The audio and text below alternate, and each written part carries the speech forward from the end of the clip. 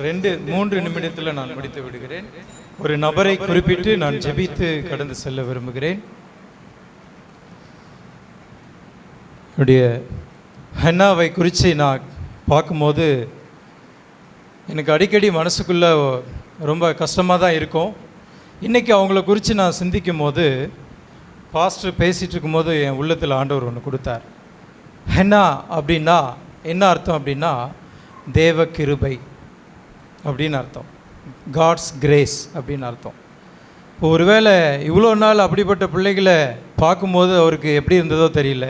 அவர் ஒரு சாட்சி சொன்னார் இல்லையா, ஆட்டோவில் போகும்போது அங்கே ஒரு பொண்ணை பார்த்துட்டு அவர் இரக்கமுற்று என்ன பண்ணார், அதை கூப்பிட்டு போய் ஆட்டோவில் வைக்கிறதுக்கு. அப்படிப்பட்ட கிருபையை தேவன் இன்னைக்கு அந்த பாஸ்டருடைய உள்ளத்தில் கொடுத்துருக்கிறார்.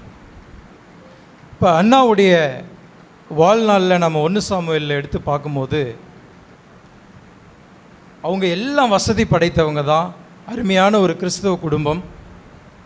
ஆனால் அவங்களுடைய சரௌண்டிங்ஸ் நாம் பார்க்கும்போது, நியாயாதிபதிகள் கடைசி அதிகாரம் கடைசி வசனம் இப்படியாக சொல்லுது, in those days there was no king in Israel.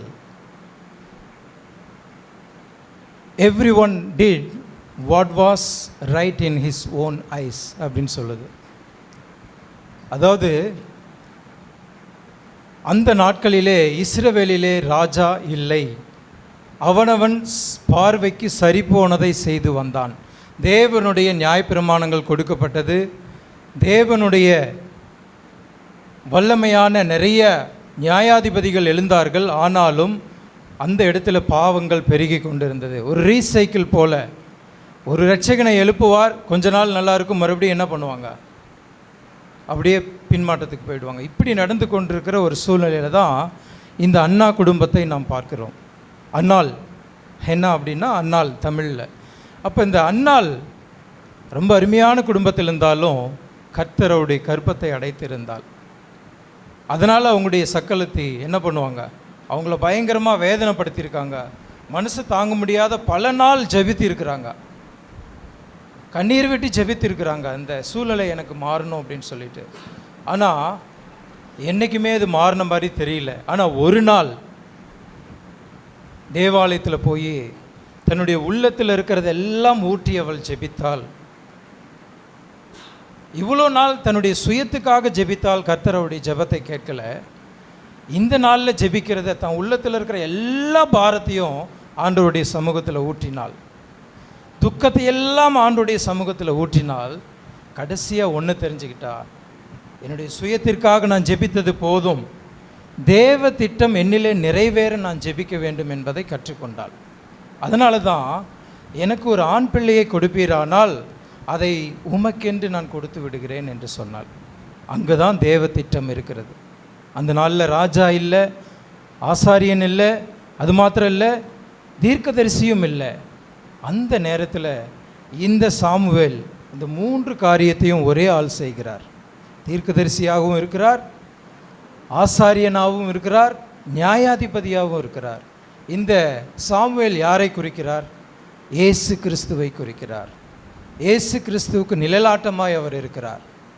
அவரே பிரதான ஆசாரியராக இருக்கிறார். இயேசு கிறிஸ்து அவரே உலகத்திலே வந்து கடைசி ஒரு தீர்க்கதரிசியாய் அவர் சென்று விட்டார். அவரிலே எல்லா தீர்க்க தரிசனமும் நிறைவேறினது என்று வேதம் சொல்லுகிறது. அது மாத்திரமல்ல, இறுதியாக அவர் ராஜாதி ராஜாவாக இருக்கிறார். தாவீதின் சிம்மாசனத்தில் உட்கார்ந்து இந்த உலகத்தை நியாயம் தீர்க்க ராஜாதி ராஜாவாய் அவர் இருக்கிறார். எனவே அப்படிப்பட்ட ஒரு மகன் அண்ணாவுடைய வாழ்க்கையில் பிறப்பதற்கு என்ன காரணம்? தேவ திட்டத்திற்கு தன்னை ஒப்பு கொடுத்தார். தன்னுடைய திட்டம் தான் தக்களத்து திட்டாலேன்னு சொல்லி இவ்வளோ நாள் ஜெபம் பண்ணிட்டு இருந்தா, கர்த்தர் அந்த ஜெபத்தை கேட்கல. ஆனால் கர்த்தருடைய திட்டத்திற்கு தன்னை ஒப்பு கொடுக்கும்போது அவருடைய வாழ்க்கையில் ஒரு மிகப்பெரிய மாற்றம். உலகமே போற்றினது. பல வருஷம் அந்த நியாயாதிபதி என்ன பண்ணார்? சாமுவேல் நியாயம் விசாரித்தார். சமாதானம் அந்த தேசத்தில் உண்டு பண்ணினது. அதே போல தான் இந்த நாளில் ஹன்னா அப்படின்னா தேவ கிருபை. தேவ கிருபை உங்களுடைய ஊழியத்தில் இருக்கிறது. எப்படி? பவுலுடைய ஊழியத்தில் நாம் பார்க்கும்போது, உன்னுடைய பலவீனத்திலே என்னுடைய கிருபை என்னவா வருமா? பூரணமாய் விளங்கும். ஒருவேளை ஹன்னாவை உங்களுக்கு ஒருவேளை பலவீனமாய் தோன்றலாம். அந்த பலவீனத்தில் தேவனுடைய கிருபை பூரணமாய் விளங்கும். எனவே இதை நாம் புரிந்து கொள்ள வேண்டும். எப்பொழுது பூரணமாய் விளங்கும்? அவருடைய திட்டத்திற்கு நம்மை சமர்ப்பிக்க வேண்டும். எனவே கர்த்தர் தாமே இந்த வார்த்தைகளை கொண்டு ஆசீர்வதி